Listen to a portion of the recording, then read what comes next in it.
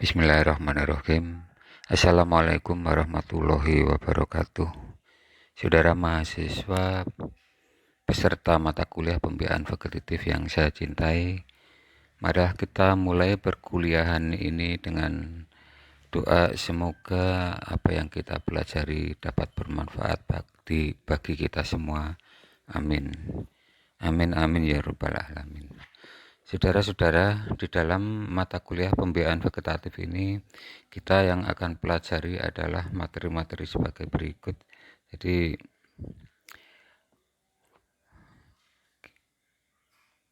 ini tentang sekelompok materi yang akan kita pelajari. Itu yang pertama adalah mengenai aspek-aspek umum pembiayaan fakultatif, yang mana kita sedang adakan perkuliahannya saat ini. Kemudian nanti yang lebih banyak itu adalah dalam hal anatomi yang berkaitan dengan pembiayaan fakultatif. Yang dimaksud anatomi dan fisiologi ini adalah anatomi dan fisiologi tumbuhan yang akan menjelaskan mengapa teknik-teknik pembiayaan yang kita pelajari, yaitu pertama cutting itu dari asal kata bahasa Inggris cut yang artinya memotong. Kemudian di dalam bahasa Inggris ada istilah gerund ya, ditambah ing menjadi cutting. Nah, kalau dibahasakan secara letterlek itu pemotongan. Namun di dalam bahasa Indonesia ada istilah yang disebut stack. Jadi yang disebut cutting di sini adalah stack di dalam bahasa Indonesia. Kemudian yang kedua adalah grafting. Graf itu menyambung bagian tanaman dari dua batang menjadi satu batang. Kemudian yang ketiga budding. Bud itu tunas dalam bahasa Indonesia. Kalau diterjemahkan secara bebas, kita menempel tunas pada suatu batang yang orang Indonesia asli menyebutnya dengan istilah okulasi. Kemudian berikutnya layering.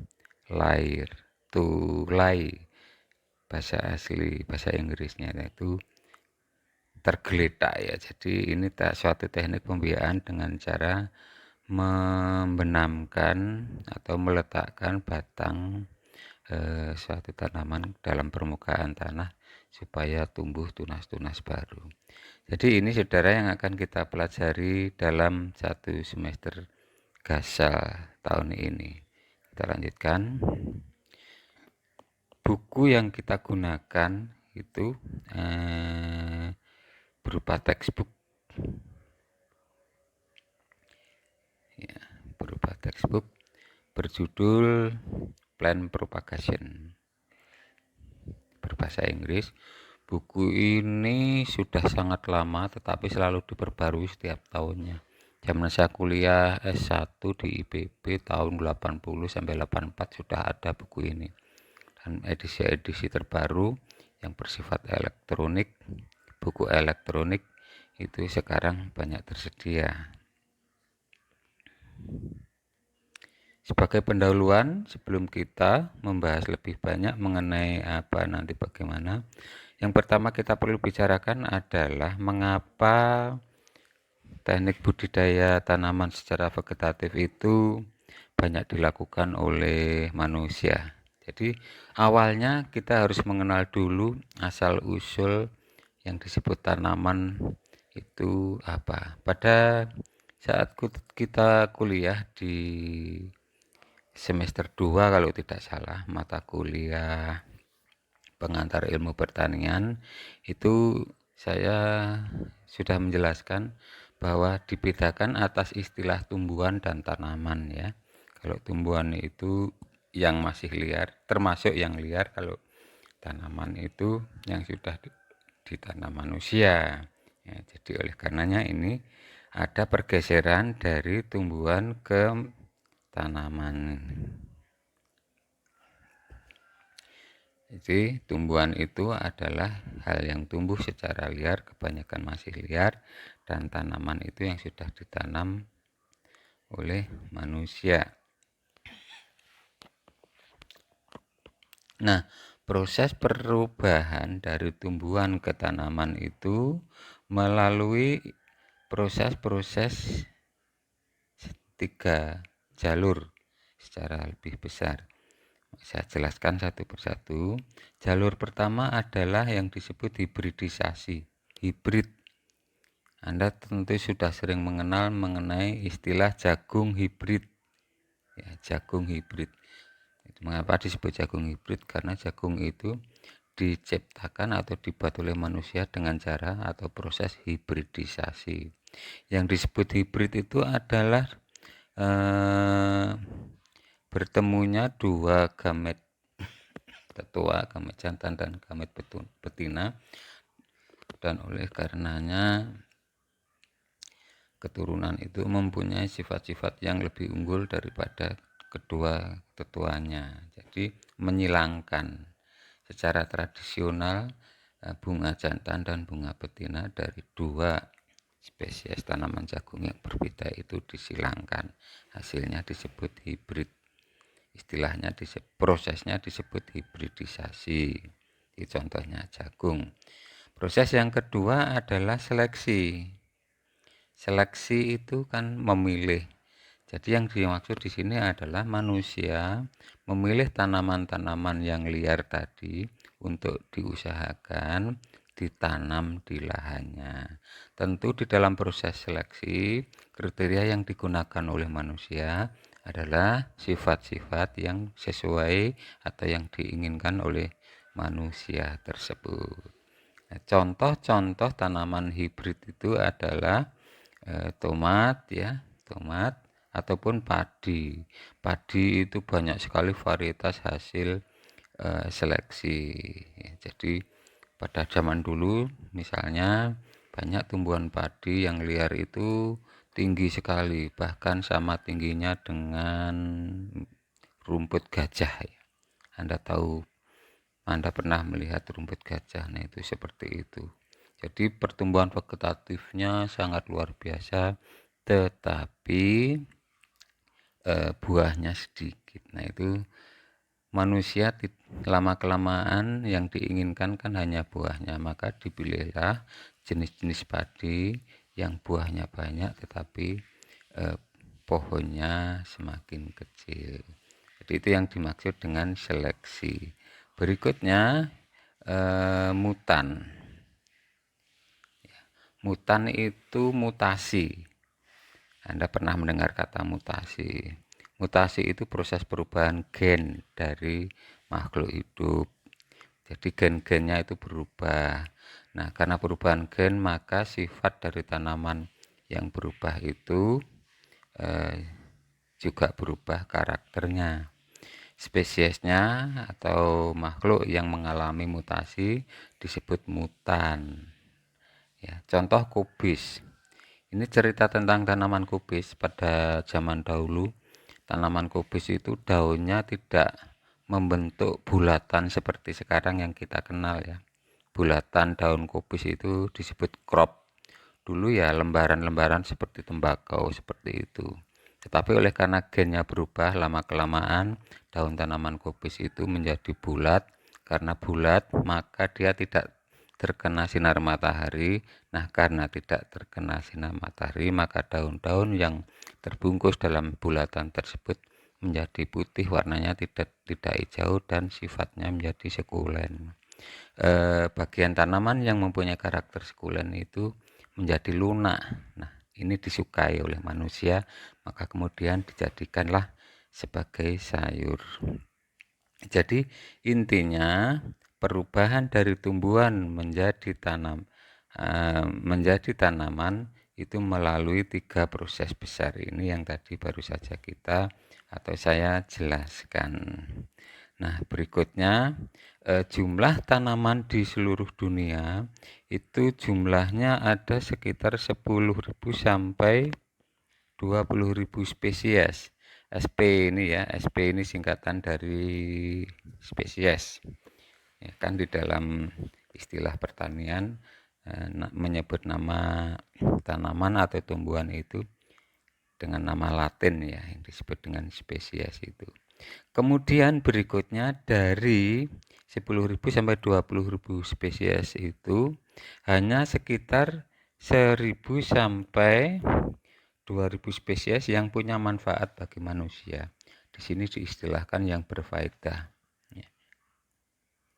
Dari yang berfaedah ini, jika dirinci lebih lanjut, hanya sekitar 100 sampai 200 spesies yang mempunyai nilai-nilai ekonomi. Di sini tulisnya.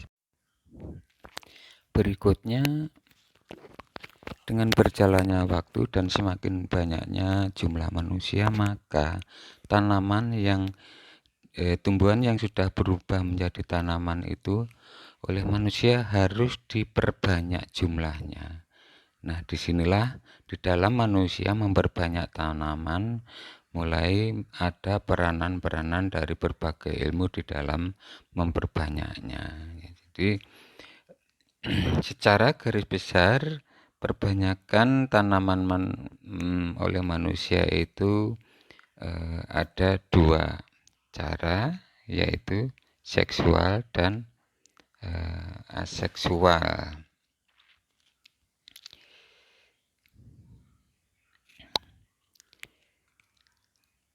Jadi perbanyakan seksual yang dimaksud adalah perbanyakan dengan menggunakan seks, menggunakan alat kelamin. Seperti kalau alat kelamin dari tumbuhan atau tanaman itu kan bunga. Ya, jadi ini definisi dari pembiayaan seksual.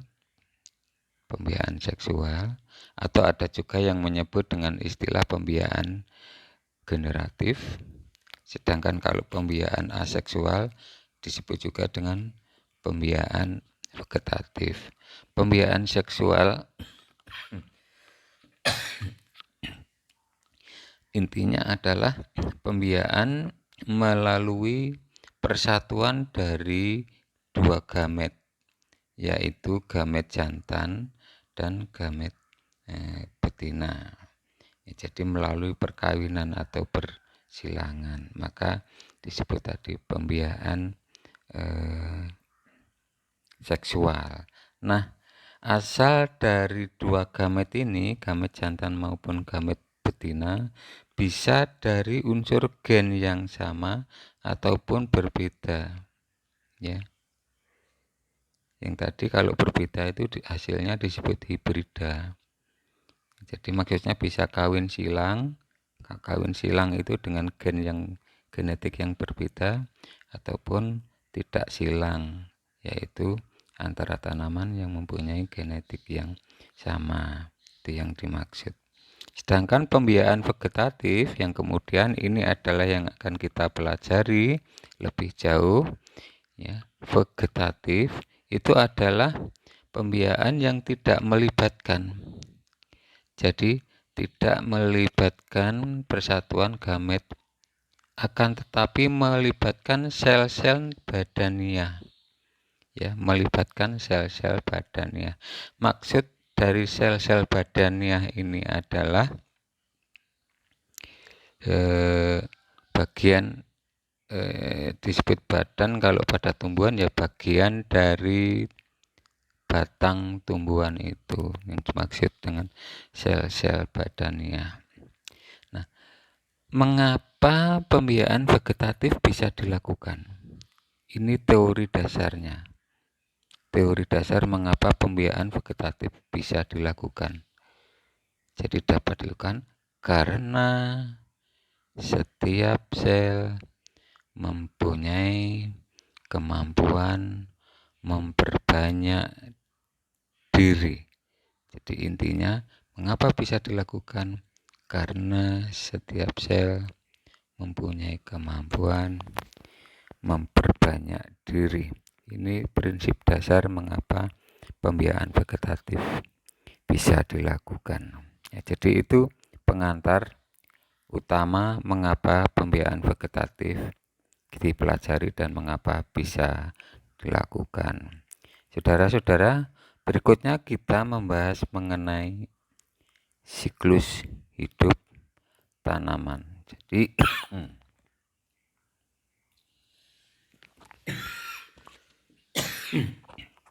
kita untuk bisa belajar lebih berhasil di dalam teknik-teknik pembiayaan vegetatif harus mengetahui terlebih dahulu mengenai siklus hidup tanaman. Siklus itu disebut siklus itu oleh karena dia melingkar ya, membentuk seperti lingkaran. Kalau misalnya mulainya dari sini, maka perjalanan hidup tanaman itu membentuk suatu lingkaran. Biasanya dimulai dari sini itu biji, kemudian ini berkecambah, kemudian ini remaja, dewasa, berbunga, berbuah, buahnya menghasilkan biji. Nah, bijinya tumbuh lagi menjadi kecambah lah, maka dia akan menjadi suatu lingkaran yang kemudian disebut siklus. Nah, yang kita bicarakan di sini adalah siklus hidup tanaman. Jadi seperti halnya pada istilah teknik-teknik yang digunakan di dalam pembiayaan tadi, ada generatif, ada vegetatif, maka siklus hidup tanaman itu sebenarnya dibagi dua juga, fase generatif dan juga fase vegetatif. Fase generatif itu adalah fase dari siklus tumbuhan itu pada saat dia mulai berbunga sampai menghasilkan buah dan berbiji. Sedangkan fase vegetatif itu adalah fase pada saat tanaman dari berkecambah sampai memasuki berbunga. Jadi batas dari jadi kalau kita lihat sebenarnya setiap tumbuhan itu yang pertama dia alami itu adalah fase vegetatif, kemudian dia masuk ke dalam fase generatif. Ya, jadi membentuk badannya dulu itu kan dimulai dari berkecambah ini, kemudian juvenil, transisi, fase dewasa, dan akhirnya berbunga. Nah, ketika berbunga itulah mulai dia dalam fase generatif. Nah, kejadian-kejadian pada tanaman yang terjadi pada kedua fase itu atau yang dialami pada tanaman itu berbeda-beda. Ini kalau dalam fase vegetatif tentu dimulai dari proses berkecambah. Ya, dimulai dari proses berkecambah. Kemudian setelah berkecambah masuk yang disebut fase juvenil. Jadi yang dimaksud fase juvenil itu adalah fase yang masih sangat-sangat muda. Kalau bayi istilahnya itu batita, bawah 3 tahun. Jadi masih sangat muda. Nah, pada tanaman diistilahkan sebagai fase juvenil. Kecambah, terus dia sudah berdaun. Nah, mulai itu dia masuk fase juvenil. Ya, kemudian lebih lama lagi, umurnya lebih banyak, masuk fase transisi. Fase transisi ini adalah fase perubahan dari juvenil untuk menuju fase dewasa. Ya, jadi fase dewasa itu ya berlangsung dari setelah fase juvenil ya sampai dengan sesaat sebelum berbunga. Jadi batasnya itu bunga. Begitu tanaman berbunga, maka dia masuk dalam fase generatif. Sebelum berbunga, dia masih dalam fase vegetatif. Intinya, tanaman kalau di dalam fase vegetatif itu dia membentuk badannya. Ya, badannya dibesarkan. Oleh karena apa? Kalau tumbuhan itu penampilannya besar, tinggi, maka biasanya hasilnya nanti juga lebih banyak. Karena mengapa hasilnya bisa lebih banyak? Karena di dalam tubuhnya itu tersimpan banyak cadangan-cadangan makanan yang nanti bisa diubah menjadi buah, misalnya seperti itu. Jadi itu fase vegetatif, sedangkan fase generatif itu adalah selama tanaman berproses untuk menghasilkan buah. Proses menghasilkan buah yang pertama itu tentu berbunga. Bunga itu ada jantan, ada bunga betina ya. Kita tidak bicarakan lebih lanjut mengenai bunga jantan dan bunga betina. Kemudian bunga akan mengalami perkawinan yang disebut polinasi. Ya, polen. Polen itu tepung sari ya di dalam bahasa Indonesia. Proses jatuhnya tepung sari ke kepala putik itu disebut polinasi. Ini istilahkan sedang perkawinannya itu di situ, ketemunya gamet jantan dan gamet betina. Setelah polinasi, polen tadi berkecambah, maka bertemulah gamet jantan dan gamet betina yang disebut dengan istilah pembuahan. Nah, pada tumbuhan tanaman itu pembuahannya disebut pembuahan ganda. Ganda itu artinya dua. Mengapa disebut pembuahan ganda? Karena yang terjadi dua kali pembuahan. Pertama, pembuahan embrionya, kedua pembuahan cadangan makanan. Nah, di dalam setiap biji atau benih tumbuhan itu bijinya selalu mengandung dua ini. Satu embrio, kedua cadangan makanan ini. Jadi ini harus lengkap. Embrio itu nanti yang akan menjadi tumbuhan baru, sedangkan cadangan makanan itu adalah yang menyediakan bagian biji yang nanti akan menyediakan makanan bagi embrio yang sedang tumbuh menjadi tanaman baru. Ya, sebelum tanaman yang masih muda tersebut bisa mengambil unsur-unsur hara sendiri, istilahnya bisa mengambil makanannya sendiri dari dalam tanah. Jadi itu. Nah, proses siklus tanaman dari biji sampai dengan menghasilkan biji itu lagi, itu dikelompok-kelompokkan oleh manusia. Ya, dikelompok-kelompokkan oleh manusia. Sebenarnya pengelompokan ini supaya manusia lebih gampang mempelajarinya itu. Ada kelompok tanaman anual. Anual itu kata dasarnya anno. Anno itu tahun dalam bahasa Belanda. Jadi kalau Anda misalnya melihat pabrik gula tua peninggalan zaman Belanda, itu biasanya di atas pabrik itu tertulis anno 1825 misalnya begitu. Artinya pabrik itu dibangun pada tahun 1825. Itu jadi bahasa Belanda.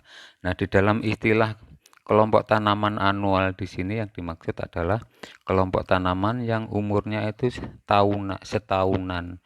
Tetapi di istilah Indonesia itu bukan setahun tetapi semusim. Jadi terjemahan bebasnya kelompok tanaman anual itu adalah kelompok tanaman semusim. Maksudnya apa? Adalah tanaman-tanaman yang dia dalam siklus hidupnya itu dari berkecambah kemudian menghasilkan buah, dia akan mati. Jadi tanaman itu tidak bisa hidup terus-menerus, setelah menghasilkan buah dia akan mati. Contohnya padi ya. Padi itu setelah menghasilkan buah dia mati, tidak bisa hidup terus. Beda dengan mangga. Kalau mangga itu berbuah terus-menerus, ini disebutnya perennial. Ya, perennial. Jadi setelah dia berbuah masih bisa hidup, nanti berbuah lagi, masih hidup lagi dan seterusnya. Jadi itu istilah untuk anual dan perennial. Sedangkan untuk istilah biennial adalah untuk tanaman yang di dalam menghasilkan biji itu memerlukan 2 musim. Jadi harus ada musim panas dulu, kemudian masuk musim dingin misalnya. Seperti itu. Kita lanjutkan. Jadi itu adalah pengelompokan fase tumbuh tanaman dibagi menjadi dua secara garis besar, yaitu fase vegetatif dan generatif. Pada setiap fase terjadi prosesnya masing-masing.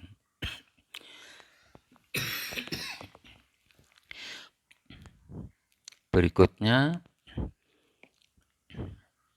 kita lihat mengapa manusia jadi tadi kan ada dua cara pembiayaan ya, generatif dan vegetatif.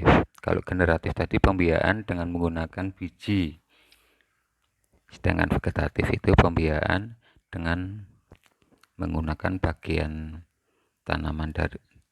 dari tanaman yang sedang dibiarkan itu. Sekarang mari kita lihat mengapa manusia itu menggunakan pembiayaan vegetatif. Kita bahas satu persatu. Di dalam tanaman itu ada yang namanya klon.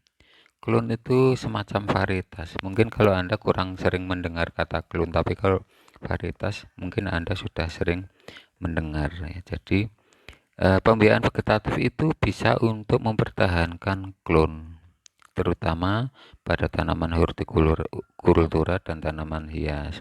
Mengapa tanaman hortikultura dan tanaman hias lebih banyak dibiarkan secara vegetatif? Oleh karena kebanyakan pada tanaman-tanaman tersebut itu sifat gennya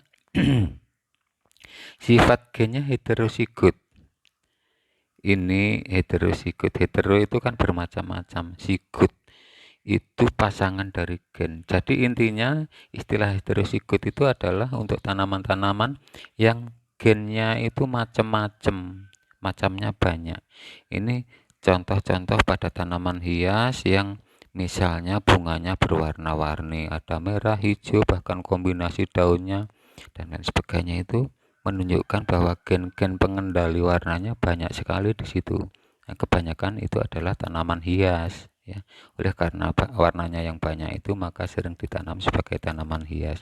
Jadi saya ulang, tanaman hias yang heterosigot itu jika diperbanyak dengan cara generatif yang pakai biji kawin, itu nanti maka menyebabkan keturunannya tidak akan sama dengan induknya. Karena apa? Yang mengendalikan keindahan warna itu tadi gennya. Maka jika gennya berasal dari dua tanaman yang berbeda melalui proses kawin tadi, jadi gen jantan dari gen betina, maka keturunannya akan mengandung dari gen jantan dan dari gen betina, sehingga campuran. Karena campuran maka karakternya, sifatnya tidak bisa sama persis dengan induknya. Jadi inilah mengapa, pertama alasan mengapa pembiayaan vegetatif digunakan, yaitu untuk mempertahankan klon, yang kebanyakan klon itu adalah tanaman-tanaman hortikultura dan tanaman hias. Yang kedua, untuk mengatasi biji yang tidak viabel. Yang dimaksud biji tidak viabel itu tidak bisa berkecambah secara alami. Jadi sulit berkecambah biji itu. Jadi kalau kita menanam benih yang benihnya tidak viabel, itu daya kecambahnya rendah, sulit untuk berkecambah. Nah, yang demikian itu kebanyakan adalah tanaman-tanaman yang gennya itu multiploid, bisa triploid ataupun polyploidi ya. Kebanyakan kita atau tumbuhan itu diploid. Diploid itu 2N kode umumnya. Nah, N itu suatu ikatan sejumlah gen. Misalnya kalau padi itu 12, 2N berarti 2 kali 12 ada 24. Nah, tapi ini triploid, berarti kalau triploid ya berarti dia tri itu 3, maka 3N. Nah, tanaman-tanaman yang ploidinya semakin banyak, biasanya ukuran selnya ya semakin besar ya. Karena apa? Jumlah yang terdapat di dalam sel, jumlah ploidi yang terdapat di dalam sel itu juga semakin banyak. Jadi itu yang dimaksud kebanyakan tanaman yang tidak viabel itu karena dia ploidinya lebih dari 2, bisa triploid ataupun poliploid. Kemudian berikutnya, pembiakan tanaman secara vegetatif itu bisa untuk menghilangkan masa juvenil. Tadi kita sudah bahas ya di atas, dalam siklus tanaman itu ada namanya tadi fase juvenil, fase yang sangat muda. Tadi saya berikan contoh kalau pada manusia ya bawah 3 tahun ya, itu fase juvenil. Nah, itu tidak menguntungkan bagi pengusaha pengusaha buah-buahan misalnya. Jadi kalau pengusaha buah-buahan kan menginginkan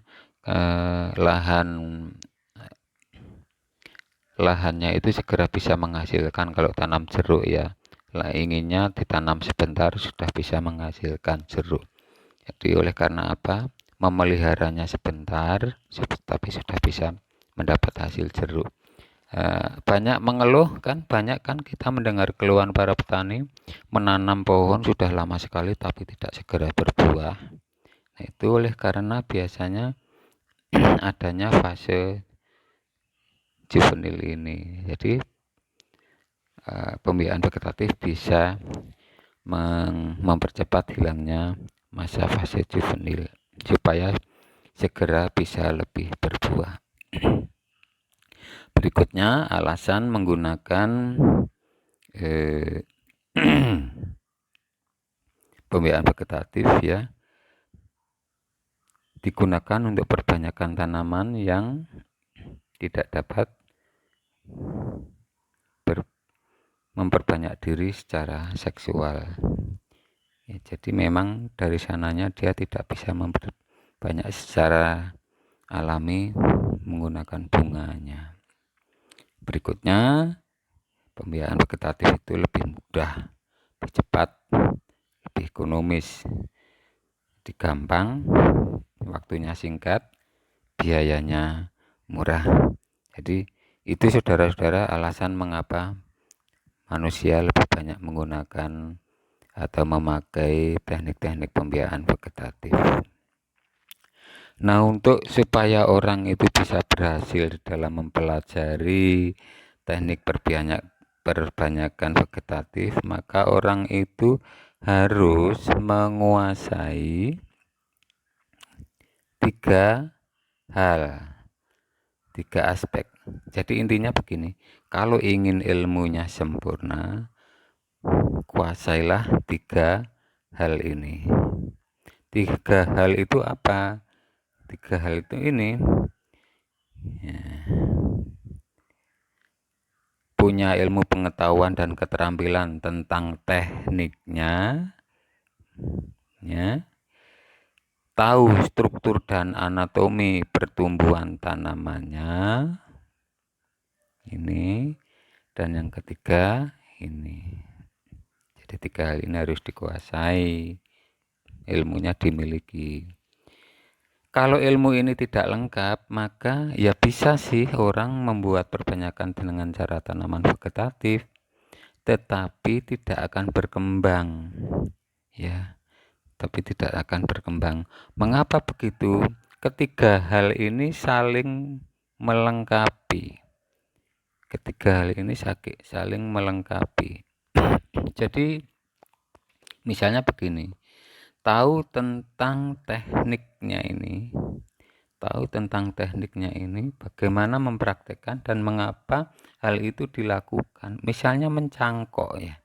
Mencangkok itu kan tahap pekerjaannya, batangnya itu kulitnya dikupas.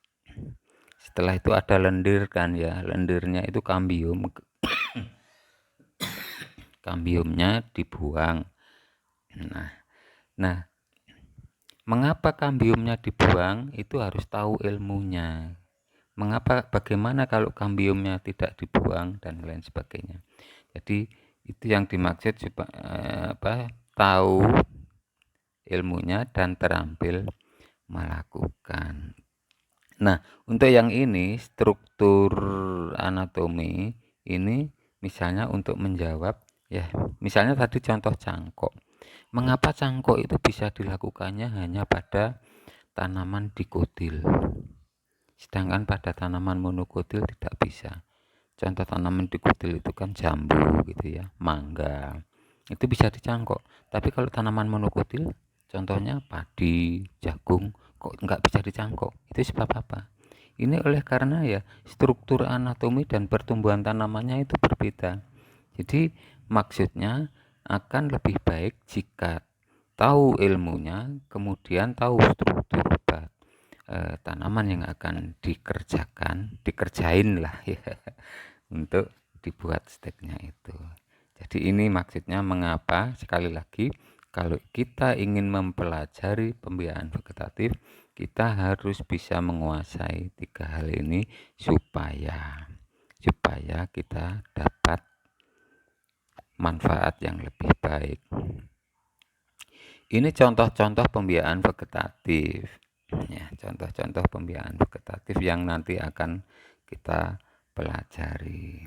Nanti bisa menggunakan teknik embrio apomiktik, bisa menggunakan sulur kita potong ditanam, saker, contoh saker itu pada nanas ya. Saker itu kalau kita beli buah nanas, pada buahnya ya di atas buah nanas itu ada seperti sulak ya, daun-daun kecil yang membentuk seperti sulak. Nah, itu disebut saker atau anak jarang. Itu bisa kita potong untuk ditanam menjadi tanaman nanas yang baru. Atau bisa juga dengan teknik layering. Ya, itu tekniknya nanti banyak sekali. Kita bicarakan nanti di dalam perkuliahan lebih lanjut. Kemudian bisa juga dengan menggunakan teknik separation, ada division. Jadi antara kedua istilah ini beda. Kalau division itu dipotong, kalau separation ini dipisah. Ya, dipotong dan dipisah itu artinya lain. Nah, contohnya inilah kalau dibelah atau dipotong itu jahe. Tapi kalau separation dipisahkan itu misalnya bawang merah tadi disempal-sempal begitu. Kemudian kita juga akan membicarakan teknik stek. Ini yang paling banyak kita bicarakan nanti. Ini teorinya ini tentang stek dan juga grafting budding. Ke teknik mikro kita tidak bicarakan di sini ya, teknik mikro, karena sekarang sudah ada mata kuliah tersendiri yaitu kultur jaringan yang membahas lebih banyak tentang bagaimana teknik perbanyakan mikro. Beberapa istilah berkaitan dengan penggunaan teknik pembiayaan vegetatif itu yang nanti akan Anda sering gunakan, yaitu pertama spesies ya. Anda baca ini karena tidak berkaitan langsung dengan ilmunya, tetapi ini adalah beberapa istilah yang nantinya akan digunakan atau disebut-sebut gitu di dalam pembahasan pembiayaan vegetatif. Kultivar itu singkatan dari cultivated variety. Kalau di Indonesia kan ya varietas yang dibudidayakan ya. Terus ini kita nggak bahas cell division, kita sebenarnya berkepentingan tapi kita nggak akan bahas ya. Clonal population yang tadi saya sebut dengan clone itu hasil dari perbanyakan tanaman secara vegetatif, yang tadi klonnya harus dipertahankan. Ini kita bahas. Kemudian genotip versus fenotip tadi sudah kita bahas. Jadi ini istilah-istilah yang banyak digunakan dalam teknik pembiayaan vegetatif. Saudara-saudara, ilmu yang kita ingin kuasai itu hanya akan bermanfaat apabila ilmu tersebut diamalkan ya. Jadi oleh karena itu saya berpesan kepada saudara, amalkanlah setiap ilmu sesedikit apa amal itu, tetapi ingat Di dalam amal, faktor terpenting adalah niat. Mari kita mempelajari ilmu dengan niat yang baik. Sampai di sini dulu kuliah eh, saat ini. Kita lanjutkan pada pertemuan yang akan datang. Wassalamualaikum warahmatullahi wabarakatuh.